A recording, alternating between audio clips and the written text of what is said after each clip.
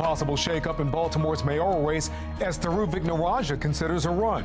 One expert says it could be bad news for another candidate. I think it's a risk worth taking. Troubling video appears to show a group of teens breaking into a Baltimore home. This is just crazy. Go in the fridge like they're at their own house. We hear from residents reaching a tipping point on youth crime. Charging documents reveal why a school staff member was arrested for allegedly having a gun in her purse. Why she told police it's for safety at her other job. And the battle over bike lanes rolls on. You regret signing it? Yeah, I regret signing it. Absolutely, I regret signing it. Why a former mayor says he's thinking twice about his support. Live from WBFF in Baltimore, this is Fox 45 News at 10.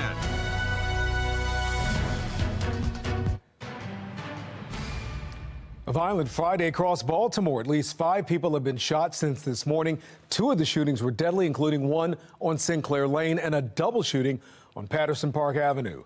Fox 45 is looking into 4 shootings today. Stay with us for updates on air and online.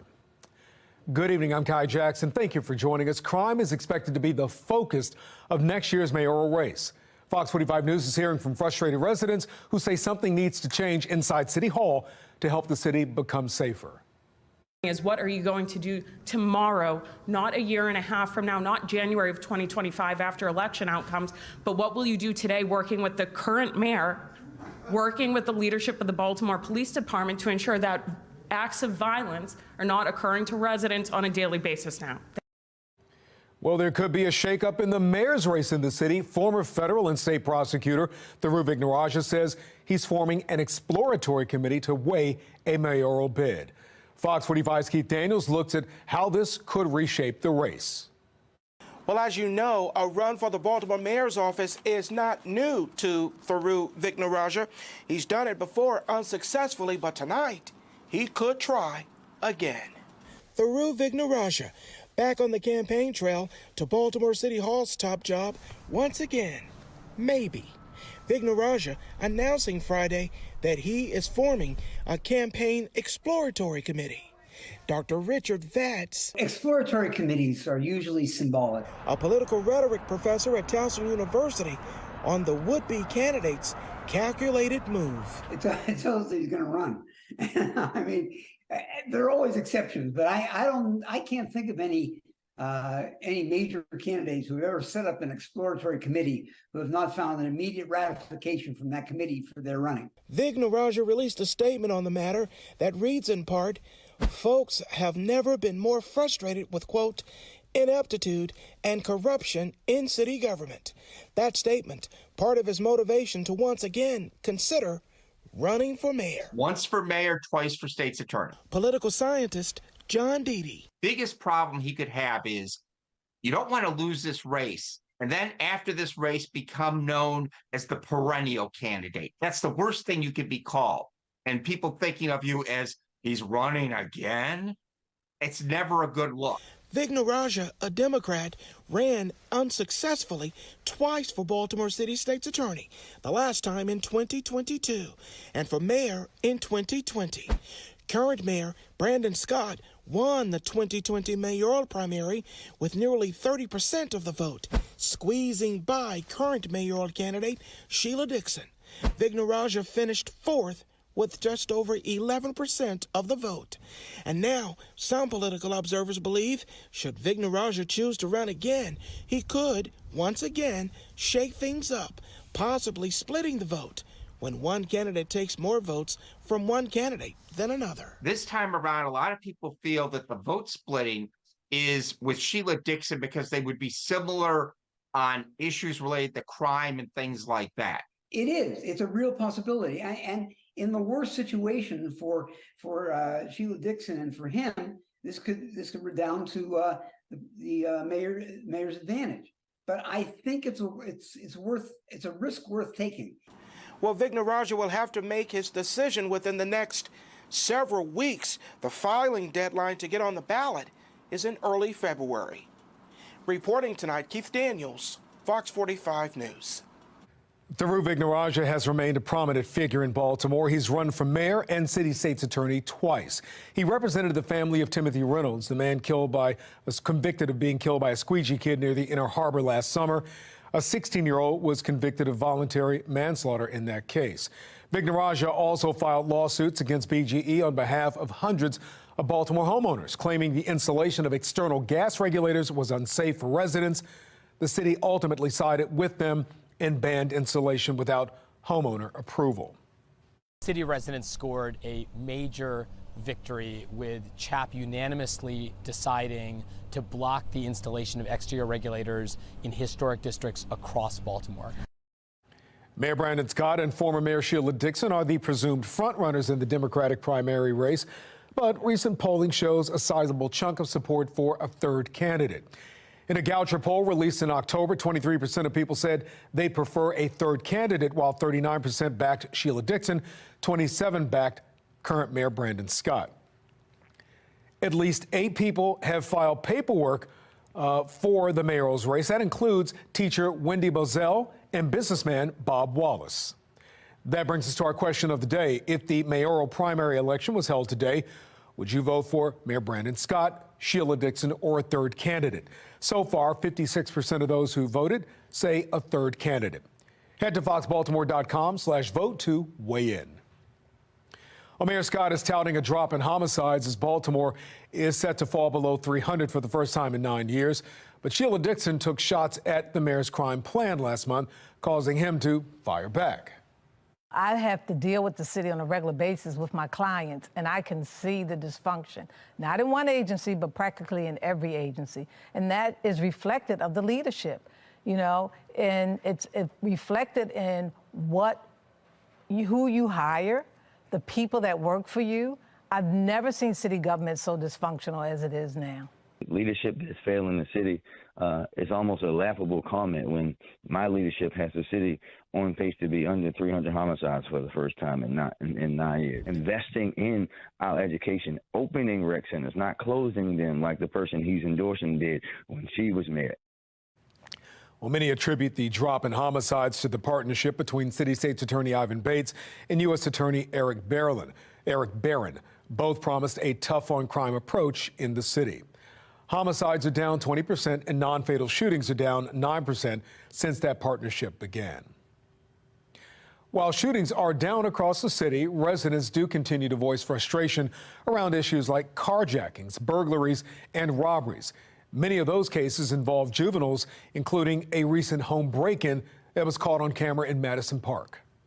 As a homeowner, you know, you work hard to have the things that you have, and for somebody to come in and to invade your space, yes, that's just ridiculous.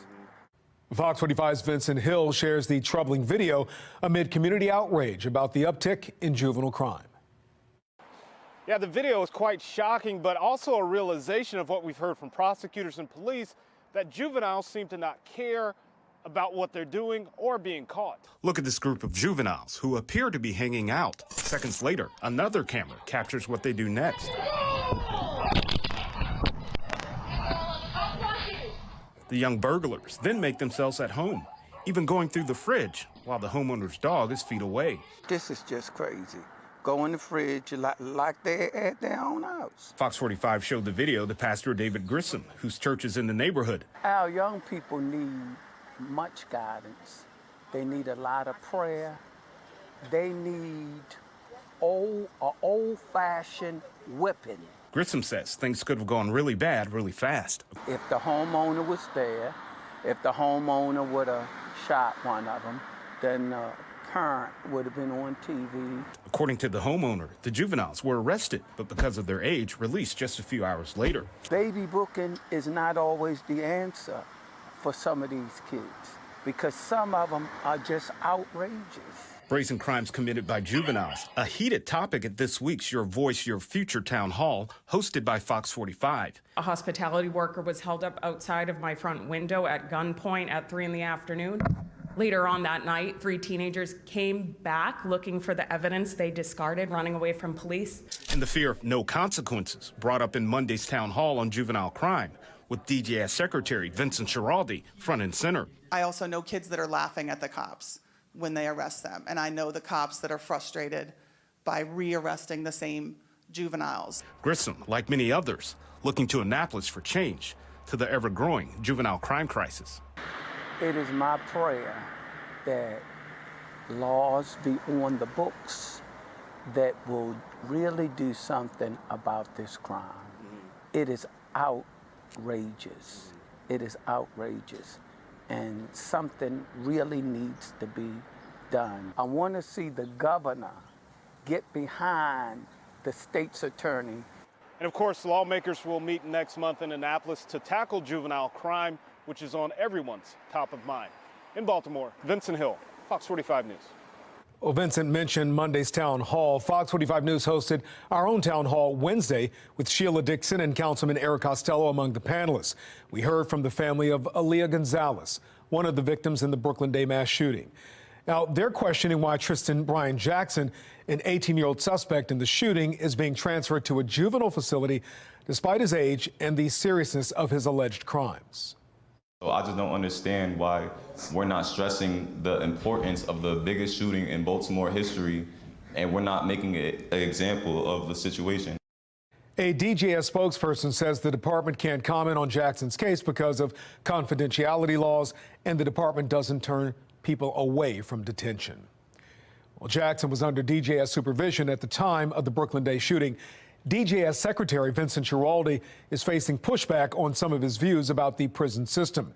He says people shouldn't be taken to adult prisons until the age of 25, since scientists say their brains aren't fully developed. While Governor Moore has called Schiraldi a reformer, Fox 45 News has heard from others who say it's time for a change. When it comes to hearing from DJS specifically, what do you want to hear from the secretary about what's going on? His resignation. I'm sorry to be so blunt, but I just don't think he gets it. The real person I'm concerned about is my cousin Vinny. He's arrogant and he's ignorant. If he had a clue, he would know what the old folks know: a burnt child dreads fire. These kids need consequences. On a Harvard University panel, Schiraldi said parole and probation should be eliminated, arguing those systems don't deter people from committing crimes and don't rehabilitate offenders. The Maryland Transportation Authority has announced that light rail service will resume tomorrow. Service was suspended on December 8th. At that time, MTA said that a fire from earlier in the year led to them having to inspect all 53 of their light rail vehicles. Now, with light rail service resuming on tomorrow, shuttle bus service that has operated will no longer be in service. We are looking at a nice and quiet weekend, good for holiday travel. Tomorrow, you have the green light all day long as we deal with dry weather across the state and mostly cloudy skies. Tomorrow morning, temperatures will start off in the upper 30s. Then by noon, we're looking at the upper 40s, eventually reaching the low 50s. And for the evening, temperatures still in the upper 40s for a nice and quiet day tomorrow. Good for travel. Sunday also looks good. However, next week, we're looking at the chance for rain, and it could impact your travel after Christmas. I'll let you know what you can expect coming up in my full forecast. Back to you. Still ahead on Fox 45 News at 10 o'clock tonight, charging documents reveal new information about the woman arrested for bringing a gun to Kip Harmony Academy. Her explanation to police about why that gun was in her purse. A Baltimore man found not guilty of attempted murder during a traffic stop will be retried on other charges by the city state's attorney's office. Why State's Attorney Ivan Bates says he's still searching for justice. And coming up after the break tonight, a former Baltimore mayor sounds off on bike lanes in the city. Why he regrets his decision to approve certain bike policies during his time at City Hall.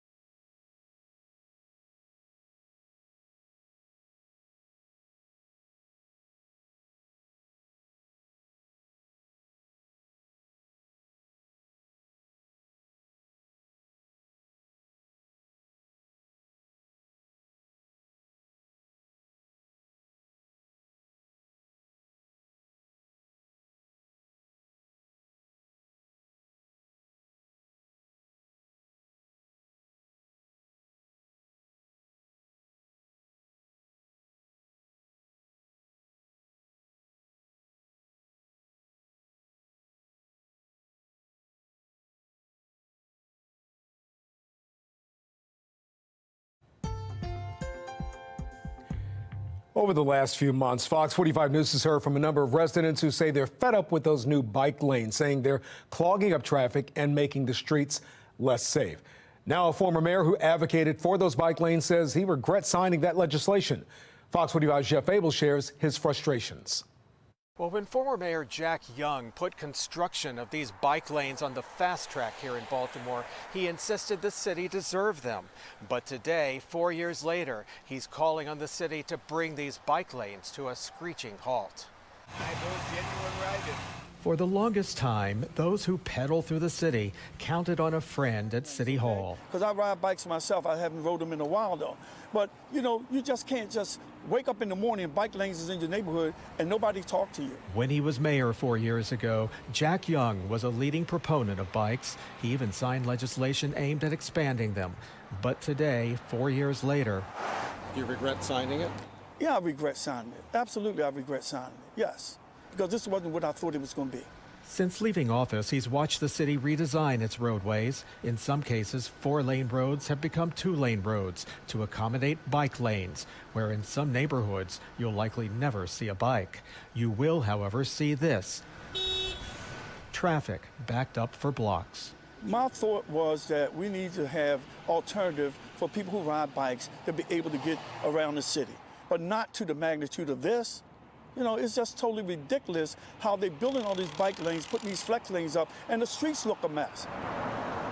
The majority of people do not want tens of millions of dollars to be spent or misspent on making it harder to pass through the streets of Baltimore. No bike lanes. The people who are being affected and victimized by these decisions, these arbitrary and capricious spending of dollars, seem to have no voice. We've been ghosted by government. Residents along Gwynns Falls Parkway say they were never allowed input on their redesigned road, a road emergency vehicles now drive around because there's no longer room to drive through. If I was the mayor, I would call a moratorium until such time as communities are getting really, engaged in this whole process. I mean, are you listening to the citizens? People are complaining. The former mayor has already met with many community leaders, advising them which move to make next. Jeff Abel, Fox 45 News. There's frustration about bike lanes in Baltimore County as well. The county's planning commission is deciding whether to add 70 miles of new bike lanes. One of those lanes will be constructed between York Road and Charles Street. Some residents say that's a problem. Would you ride a bike on this road? Nah, I won't even let my kids ride a bike. As a resident, I just don't know how much use actual bikers would get out of them. I think you need to get the data first from the bikers and say, are you using these roads? Is this the route you would even take? Well, the Planning Commission is set to vote on that proposal in January. Fox 45 News has done extensive reporting on bike lanes across the area and the impact they're having on residents, drivers, and cyclists. You can find our coverage at foxbaltimore.com. They just take our trash cans, put them in the trash truck, and dispose of them. They crush them. What are we supposed to do now as a community to help keep our neighborhood clean? Who would destroy a pair of Baltimore's metal trash cans? It was a mystery to Mayoral Park residents until surveillance video showed a city garbage truck collecting the cans instead of the trash. The bin's disappearance came after dozens of 311 complaints requesting that the overflowing cans be emptied more often. Instead, the Department of Public Works apparently responded by clearing the curb and crushing the cans. Residents say the situation has left them confused. Maybe somebody said, we'll fix them. We'll go ahead and pick them up and get rid of them. It's just like, come on, it's a community trash can. You all live in the city as well. I just don't get it. In a statement sent to Fox 45, a DPW spokesperson writes in part, quote, the unauthorized removal and destruction of these trash cans is prohibited as it goes against our commitment to providing quality services to the community. DPW also tells us new cans have been provided and will arrive in the next 2 weeks. The man accused of hitting and dragging a police officer with his car is facing another trial, the latest coming out of court. I'm Janae Bones in Washington with a look at the growing calls for Harvard's president to resign. If you'll be traveling around the country tomorrow, we could see some impacts around parts of Pennsylvania, but the highest impacts will be closer to Texas and even Colorado. Here, though, we stay nice and quiet through the holiday. I'll let you know how it looks for the weekend and on Christmas in my Weather Authority forecast.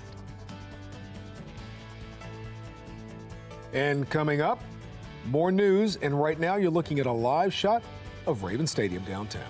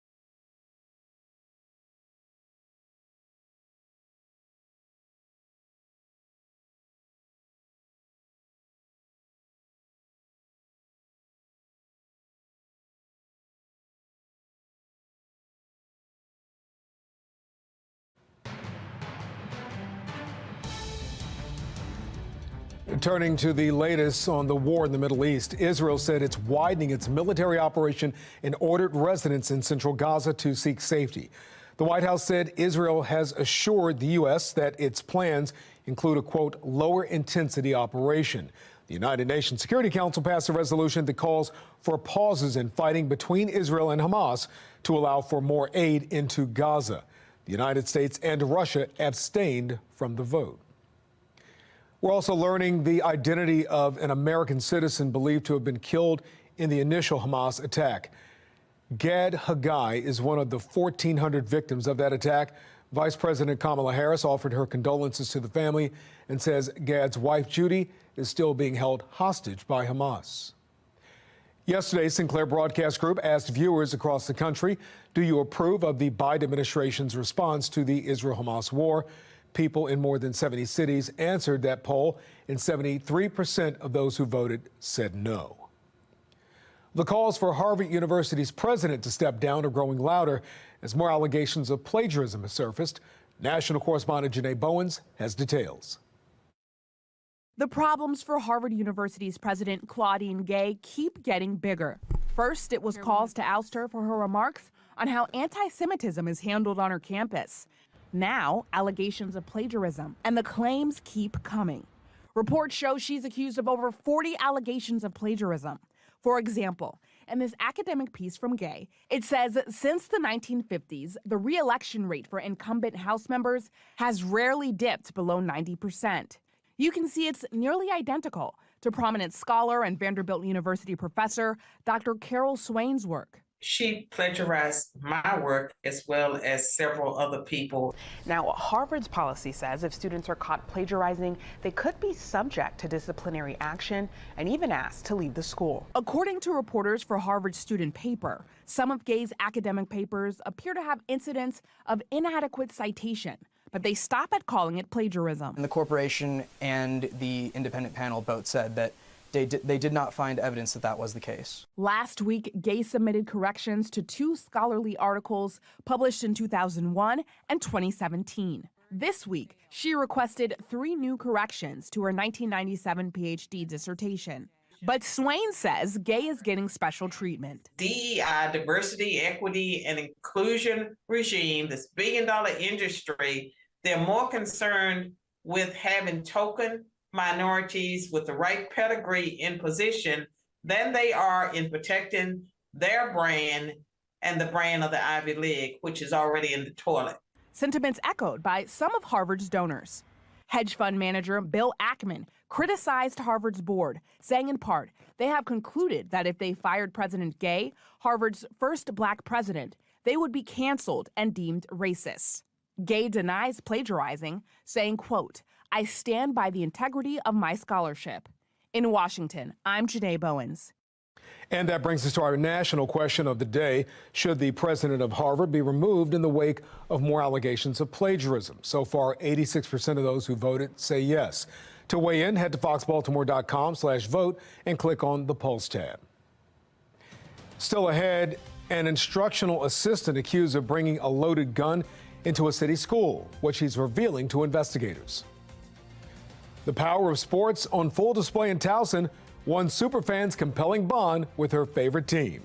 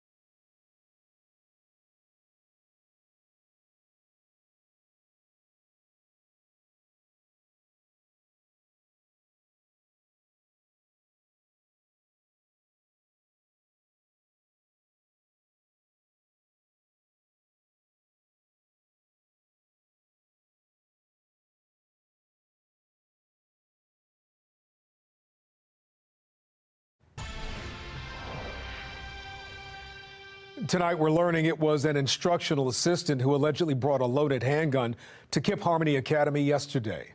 Charging documents for Tracy Minor reveal a custodian found a gun inside of her purse. According to police, Minor said that she was rushing to get to work and had no intention of bringing the bag to school. Minor claims she uses the gun for protection, telling police she drives for Uber after work. City Schools says Minor is not a school system employee. As a parent, as a grandparent, I'm sure that people, who have kids at Baltimore City Schools have a lot of questions. Well, that reaction from a law enforcement expert after 5 guns were recovered from Baltimore City Schools in 2 days this week. Fox 45's Amy Simpson has more on the alarming number of guns confiscated inside city schools. Today, the district telling me it's considering adding a new weapons detection system at its school buildings. And this comes after at least half a dozen incidents involving guns at Baltimore City Schools just since September. In September, an 8th grade student arrested after a gun was found at Cherry Hill Elementary Middle School. Later that month, a 15-year-old Dunbar High School student accidentally shot himself in the leg while on school property. That's just messed up. Like, why you gotta get a gun? Like, why can't you just tell your parents about it? In October, a 7th grade student was taken into custody after bringing a loaded handgun to Joseph Briscoe Academy. By late November, a gun was found inside a student's backpack at Creative City Charter School. Sources told Fox 45 News that student was just 7 years old. And finally, this week, a 15-year-old Dunbar High School student arrested Wednesday. Sources said 3 loaded guns were tied to the teen, and 2 incidents Thursday. An instructional assistant charged for bringing a loaded gun to Kip Harmony Academy in the morning. And by later that afternoon, a gun found at Frederick Douglass High School. I mean, that's unacceptable. This week's incidents totaling 5 guns recovered from inside city schools in just 2 days. They come in through our scanners, and we even had the wands to wand them too. So how they got them in there, I really don't know. I really don't know how it got in there, because we do a thorough job of making sure that we screen everybody to come into the school. It definitely makes me say that perhaps I need to move my child out of the school. Today, a national law enforcement expert on the prevalence of kids and teens with weapons. When we talk about juvenile crime, the problem is people who are under the age of 18 know that they are not going to face much, if any, punishment if they commit a felony like bringing a gun to school. Today, we questioned Baltimore City Schools, in part asking how guns are evading metal detectors at city high schools. The district not directly answering that question, but saying it relies on screenings at controlled entry points, metal detectors at high schools, city schools police, and reports of inappropriate activity to keep guns from getting on campus. City schools did indicate it was a student or staff member who alerted to the weapons found at both Kip Harmony and Douglass High School this week. And online court records reveal that instructional assistant who allegedly brought a gun to Kip Harmony Academy yesterday is out on bond. In Baltimore, Amy Simpson, Fox 45 News. In October, Fox 45 News sat down with the mother of Isaiah Carter, a 16-year-old who was shot and killed last year outside Patterson High. She says since Isaiah was killed, the city hasn't done much to keep children safe at school. Several guns found in schools so far this year already. Do you think the city's doing enough to keep guns out of schools and keep Baltimore City kids safe? I don't. When I ride around the city during the school day just to see what it looks like now since all of these deaths have happened, I'm still seeing the same amount of kids outside. I'm still seeing kids walking down the street, and I'm like, is this a school day or not? But kids are getting guns, kids have weapons, kids are going to school, and we're terrified. Well, she says one solution to help curb that violence, in her opinion, is having more police stationed around city schools. Developing right now, the Baltimore City State's Attorney's Office will retry Joseph Black on 4 charges surrounding a 2022 traffic stop in which Black allegedly hit and dragged a city officer with his car. Yesterday in court, Black was found not guilty of 1st and 2nd degree attempted murder, but a judge declared a mistrial on 4 other charges, including assault and illegal gun possession. City State's Attorney Ivan Bates says he respects the partial verdict handed down, but he's committed to doing everything in his power to find justice for Sergeant Kenneth Ramberg, the officer hurt in that incident. Nearly 64 fugitives were in Maryland and are now off the streets.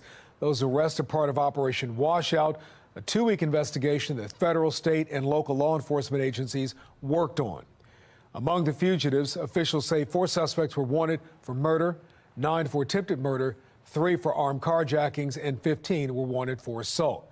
Officials say they also found 17 firearms, more than 2,000 kilos of narcotics, and more than $8,000 in cash during their investigation. Well, the power of sports can be a beautiful thing. Players, coaches, and teams all making an impact in their community. But what about the other way around?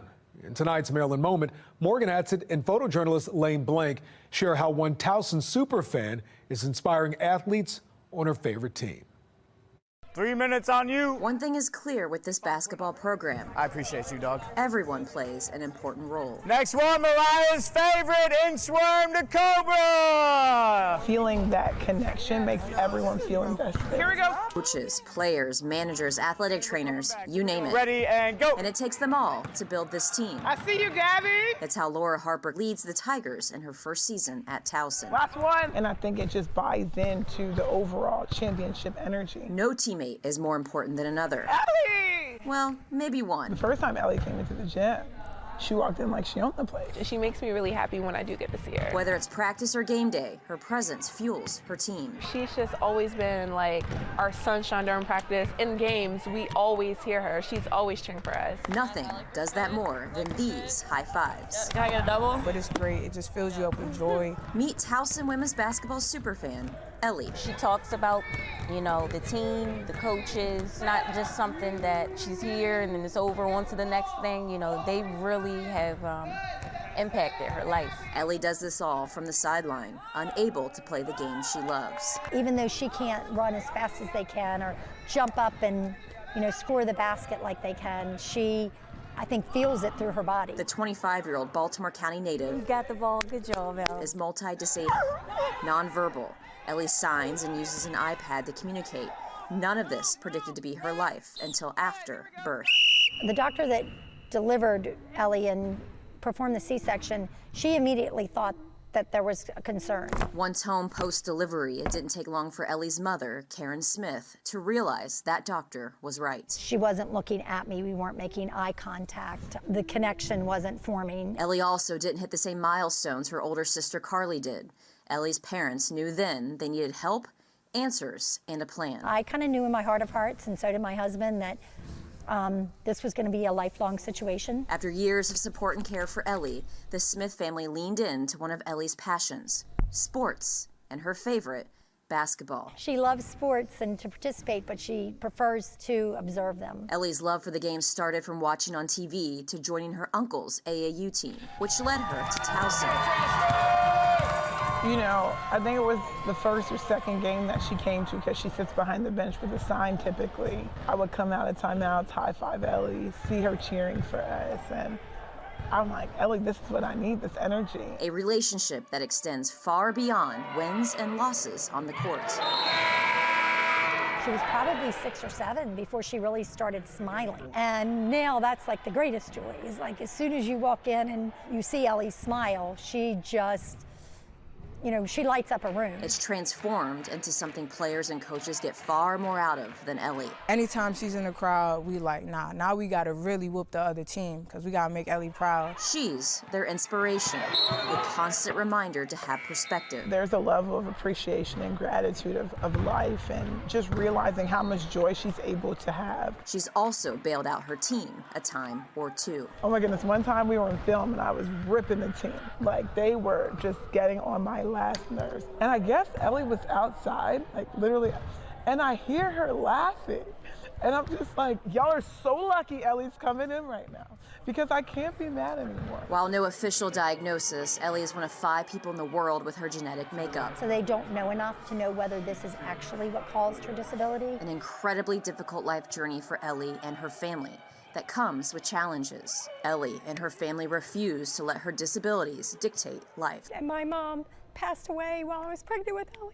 So I didn't have that support there. So I didn't have a mother to help teach me what it was like to be a mother. So I will say to all of you young moms out there, you know, continue to have faith. Don't ever let anyone put a ceiling on anything. You know, we were given so many ceilings that were so low. She's living proof that she's able to just do so much. I'm so proud of her. Am I proud of you? Proud of what Ellie's life is today and what it will be tomorrow. We want her to be as independent as she possibly can and have a community around her, have a community that she loves and that loves her. Part of that community is with her Towson basketball family. And if we can play as free as Ellie lives her life, you just feel like we can do anything. The Tigers' year ended in March as conference champions and in the first round of the WNIT. So now they wait. Oh yeah, this is Ellie's gym. For next season. She knows her chair's gonna be over here. And Towson. Together! I'm Morgan Adsit. A civil